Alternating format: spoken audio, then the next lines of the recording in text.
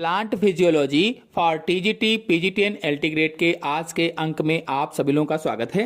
आज का पहला क्वेश्चन है, पानी का वाष्प के रूप में पौधे के ऊपरी भाग से निकलने को कहते हैं।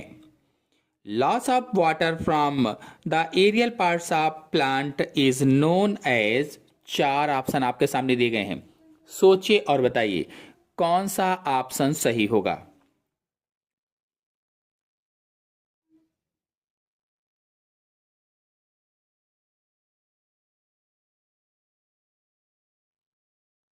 ऑप्शन सही होगा इसमें से सी, वाष्पोत्सर्जन या ट्रांसपेरेशन। आपको बता दें कि पौधे के ऊपरी भागों से, चाहे वो तना हो, चाहे पत्ती हो, चाहे फूल हो, आदि से पानी का भाप के रूप में निकलना वाष्पोत्सर्जन कहलाता है। या वाष्पोत्सर्जन की और सरल परिभाषा कहें तो जो पेड़ पौधों की सतह होती है, मिट्टी के ऊपर जो पेड़ पौधों की सतह होती है, पेड़ पौधों की सतह से जल का भाप बनकर उड़ना ही वाष्पोत्सर्जन कहलाता है। और वाष्पोत्सर्जन हम सभी लोग जानते हैं मुख्यतया हरी पत्तियों द्वारा होता है। जो हरे पादप होते हैं, हरी पत्तियां होती हैं, उनमें होता है। नेक्स्ट क्वेश्चन है, गैनांग पोटोमीटर से मापन होता है।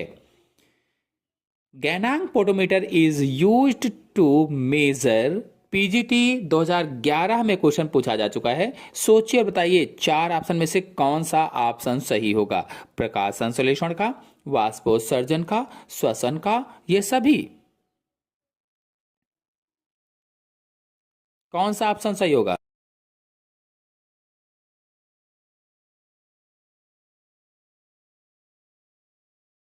तो ऑप्शन सही होगा इसमें से बी, वाष्पोत्सर्जन का। यानी गैनांग पोटोमीटर से किसका मापन होता है? तो वाष्पोत्सर्जन का मापन होता है। आपको बता दें कि Farmer's potometer, Ganong potometer, Bose potometer और डार्विन पोटोमीटर का उपयोग वाष्पोत्सर्जन की दर को मापने में किया जाता है। वाष्पोत्सर्जन की दर को मापने में। नेक्स्ट क्वेश्चन है, वाष्प के रूप में पौधों के द्वारा हुई पानी की हानि को कहते हैं। गटेशन, उत्सर्जन, वाष्पोत्सर्जन, इनमें से कोई भी नहीं। The loss of water from plants in the form of vapour is called as. सोचिए और बताइए कौन सा ऑप्शन सही होगा।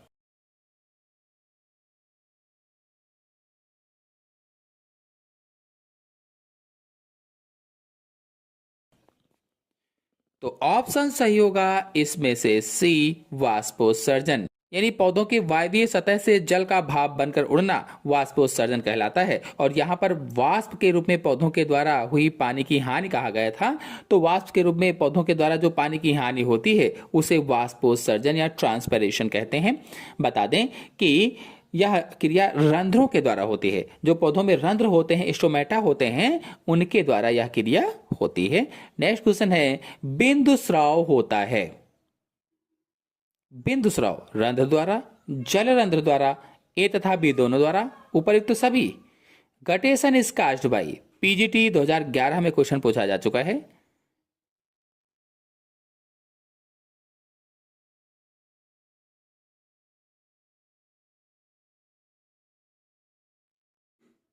तो आंसर सही होगा इसमें से बी, जल रंध्र द्वारा। आपको बता दें कि द्रव के रूप में पत्ती के किनारे पर स्थित जल रंध्रों द्वारा जल हानि घटेशन या बिंदु स्राव कहलाता है। बिंदु स्राव किसे कहते हैं? जो पत्ती के किनारे होते हैं उनमें जल रंध्र पाए जाते हैं और उन्हीं जल रंध्रों के द्वारा जल की हानि होती है, उसे ही घटेशन या बिंदु स्राव कहा जाता है। नेक्स्ट क्वेश्चन है, वाष्पोत्सर्जन की दर अधिक होती है जब। कब अधिक होगी? चार ऑप्शन आपके सामने दिए गए हैं, सोचिए और बताइए।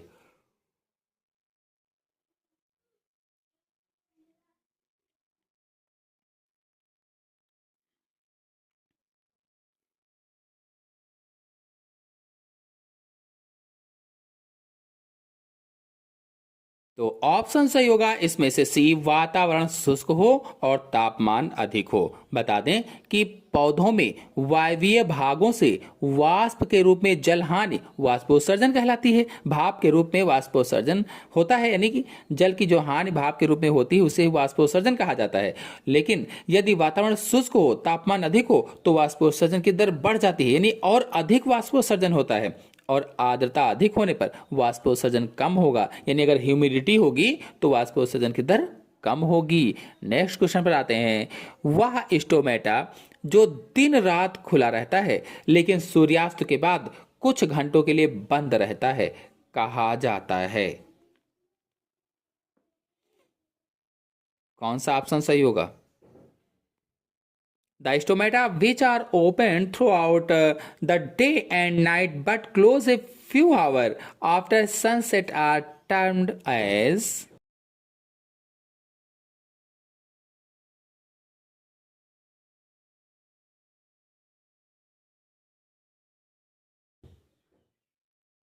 ऑप्शन सही होगा इसमें से भी पोटैटो प्रकार का।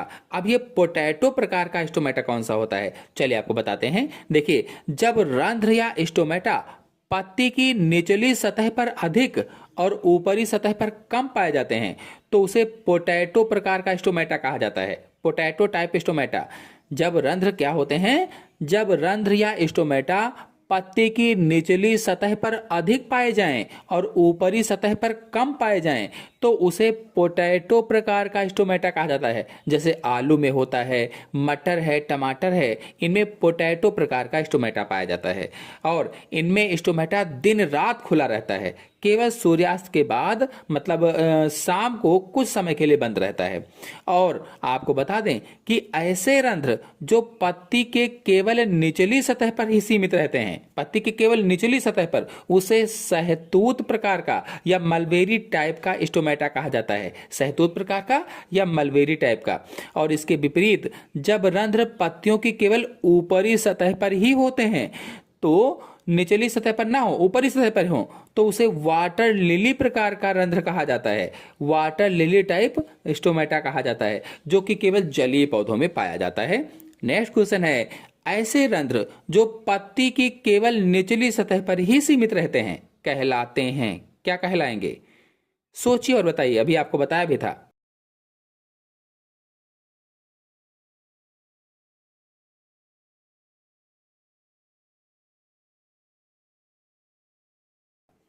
तो ऑप्शन सही होगा इसमें से डी, सहतूत प्रकार के स्टोमेटा कहलाते हैं। नेक्स्ट क्वेश्चन है, रंध्र रात्रि में खुले रहते हैं। ब्रायोफिल्म में, नीम में, सूरज में, आम में, किसमें रात्रि में खुले रहते हैं? चार ऑप्शन आपके सामने दिए गए हैं और पीजीटी 2011 में पूछा गया है, stomata remains open at night in.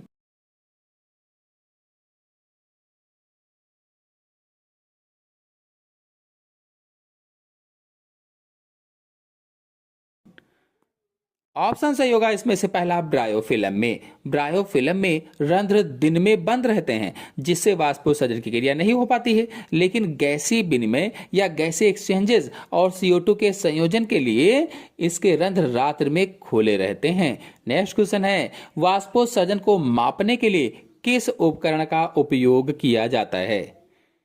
An instrument used for measuring transpiration is.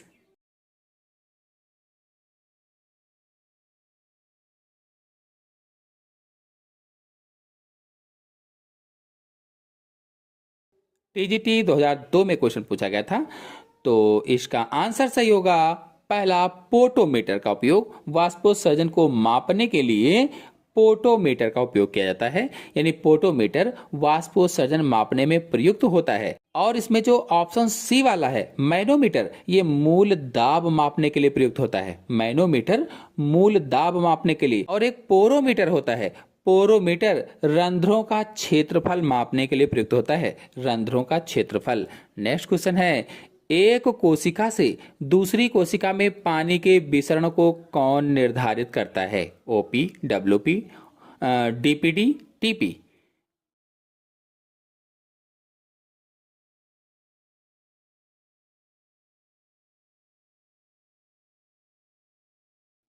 What determined the diffusion of water from one cell to other?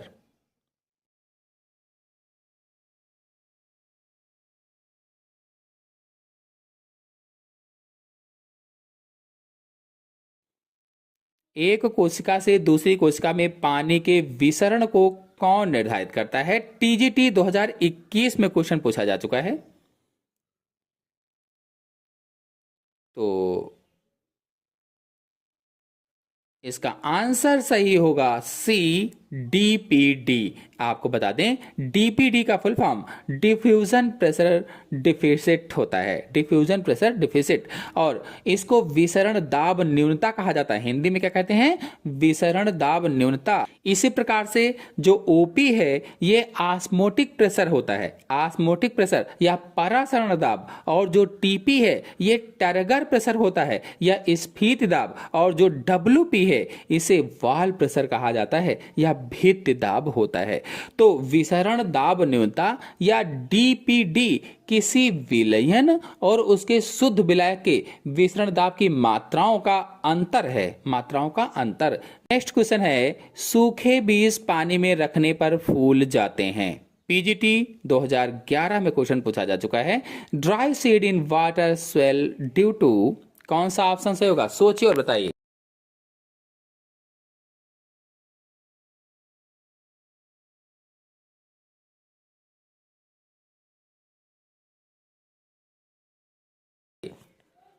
Option सही होगा इसमें से पहला, अंतः शोषण के कारण। नेक्स्ट क्वेश्चन है, एपोप्लास्ट सिम्प्लास्ट की संकल्पना की थी, किसने की थी? पीजीटी 2016 में क्वेश्चन पूछा जा चुका है। सोचिए और बताइए।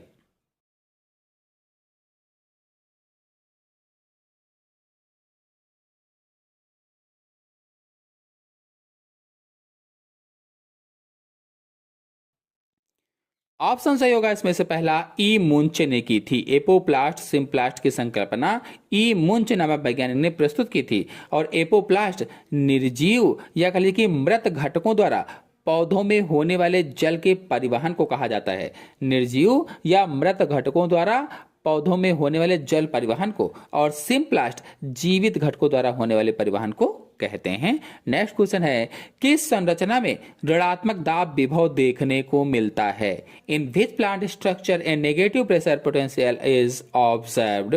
टीजीटी 2011 में क्वेश्चन पूछा जा चुका है। सोचिए और बताइए कौन सा ऑप्शन सही होगा।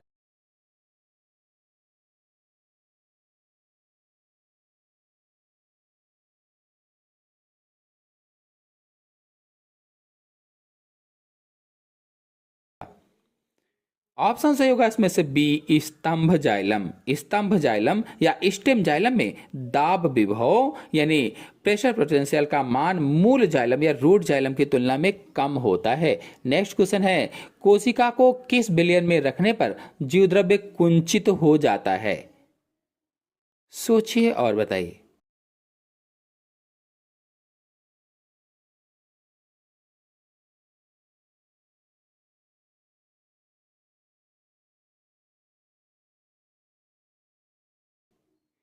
ऑप्शन सही होगा इसमें से बी, हाइपरटोनिक। यदि कोशिका को अति परासारी विलयन में रखा जाए या हाइपरटोनिक विलयन में रखा जाए तो परासरण के नियम के अनुसार कोशिका से जल का बाह्य परासरण होने लगता है।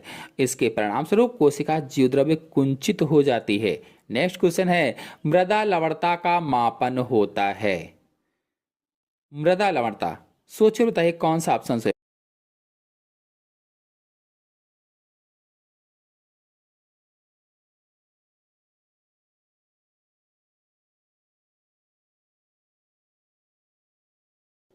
ऑप्शन सही होगा इसमें से डी, कंडक्टिविटी मीटर से। नेक्स्ट क्वेश्चन है, स्फीति कोशिका में होता है। कौन सा ऑप्शन सही होगा? सोचिए और बताइए। चार ऑप्शन आपके सामने दिए गए हैं। स्फीत कोशिका में होता है।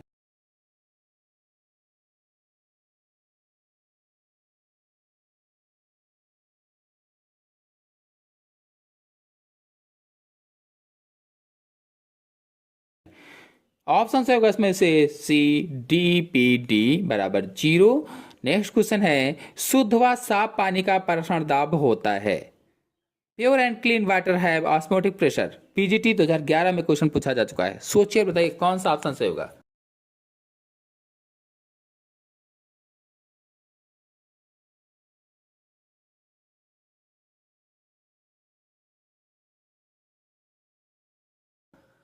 ऑप्शन सही होगा इसमें से पहला, 0। नेक्स्ट क्वेश्चन है, एक पादप में जल के ऊपर चढ़ने के लिए सही शब्द है। चार ऑप्शन आपके सामने दिए गए हैं। वाष्पोत्सर्जन, जल का अवशोषण, जल का आरोहण, रस का आरोहण। कौन सा ऑप्शन सही होगा, सोचिए और बताइए। ऑप्शन सही होगा इसमें से डी, रस का आरोहण यानी रसारोहण। पौधों के जड़ों द्वारा अवशोषित जल और खनिज लवणों का ऊपर की ओर चढ़ने की क्रिया रसारोहण कहलाता है। एसेंट ऑफ सैप कहलाता है। रसारोहण क्या है? पौधों की जड़ों के द्वारा जल और खनिज लवणों को ऊपर चढ़ने की जो क्रिया होती है, जल और खनिज लवण जो ऊपर चढ़ते हैं, उसी क्रिया को रसारोहण कहा जाता है। नेक्स्ट क्वेश्चन है, अनुवर्तनी गति का मुख्य कारण है। अनुवर्तनी गति का कारण क्या है? टीजीटी 2010 में क्वेश्चन पूछा गया था। Tropic movement takes place mainly by.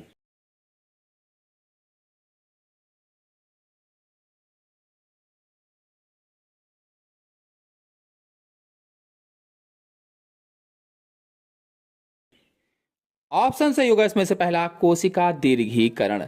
जब पौधों का कोई भाग किसी बाह्य उद्दीपन के प्रभाव से एक निश्चित दिशा में गति करता है तो उसे अनुवर्तनी गति कहा जाता है। अनुवर्तनी गति। नेक्स्ट क्वेश्चन है, छुई मुई में कंपान कुंचन गति के समय स्फीति में परिवर्तन होता है।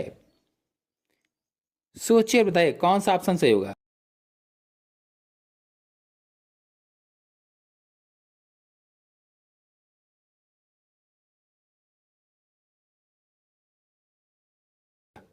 ऑप्शन सही होगा इसमें से सी, फूले पर्णाधार में। बता दें कि मिमोसा पुडिका ये छुईमुई का वानस्पतिक नाम होता है। मिमोसा पुडिका या छुईमुई या इसको लाजवंती भी कहा जाता है। लाजवंती के पर्णाधार के आधे भाग में पतली भित्ति वाली कोशिकाएं होती हैं और इनके बीच बड़े अंतराकोशिकीय स्थान होते हैं या इंट्रासेलुलर स्पेसेस होते हैं। परंतु इसके विपरीत में मोटी भित्ति वाली कोशिकाएं होती हैं और अंतराकोश के स्थान बहुत कम होते हैं। जब उद्दीपन नहीं मिलता तब कोशिकाएं पूर्ण स्फीत दिशा में आ जाती हैं और पत्ती तनी रहती है, और जैसे ही उद्दीपन मिलता है कोशिकाओं का जल अंतराकोश के स्थानों में चला जाता है और ये कोशिकाएं स्लथ अवस्था में आ जाती हैं। इसीलिए वे मुरझा जाती हैं या मुरझाकर लटक जाती हैं। नेक्स्ट क्वेश्चन पर आते हैं। क्वेश्चन है, दीप्तकालिता शब्द का प्रयोग किसके द्वारा किया गया? चार ऑप्शन आपके सामने दिए गए हैं, सोचिए और बताइए।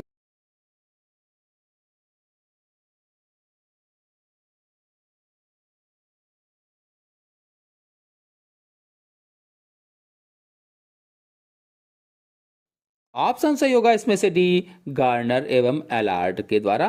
नेक्स्ट क्वेश्चन है, किसी पादप कारकी का जनक माना जाता है? पीजीटी 2010 में क्वेश्चन पूछा जा चुका है। Who is called father of plant physiology?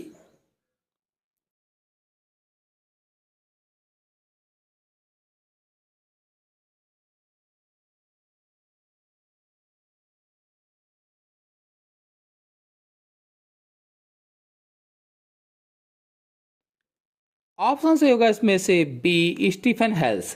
Plant physiology के जनक स्टीफन हेल्स हैं। तो आशा है आप सभी लोगों को आज के सभी क्वेश्चन अच्छी तरह से समझ में आ गए होंगे। समझ में आ गए हो तो वीडियो को लाइक कीजिए, अपने सभी दोस्तों में शेयर कीजिए।